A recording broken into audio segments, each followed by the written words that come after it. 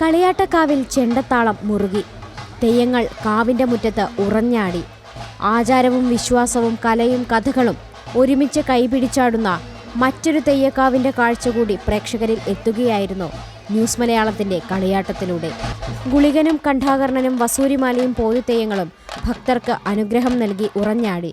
മുത്തപ്പൻ വെള്ളാട്ടമായിരുന്നു വൈകിട്ട് 6 മണിയോടെ ആദ്യമെത്തിയത്.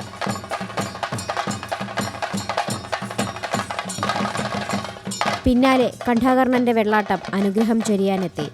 ശിവന്റെ പുത്രിയായ ഭദ്രകാളിയുടെ വസൂരി മാറ്റാൻ പരമശിവന്റെ കണ്ഠത്തിൽ ജനിച്ച് കാതിലൂടെ പുറത്തേക്ക് വന്ന ഐതിഹ്യ കഥ ആടിത്തിമിർത്തു പറഞ്ഞു കണ്ഠാകർണൻ. കണ്ഠാകർണൻ ഭദ്രകാളിയുടെ വസൂരി മാറ്റിയെങ്കിലും വസൂരിക്ക് കാരണമായ മഹിഷാസുരന്റെ പത്നി മനോധരിയെ വെറുതെ വിട്ടില്ല.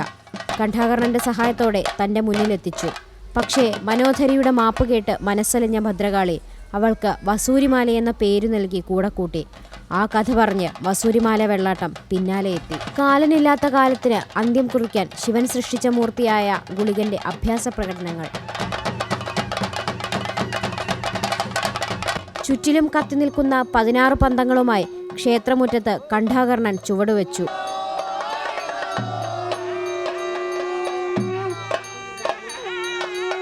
തെയ്യക്കാവുകളിൽ നിന്ന് കാവുകളിലേക്കുള്ള ന്യൂസ് മലയാളത്തിന്റെ യാത്ര തുടരും.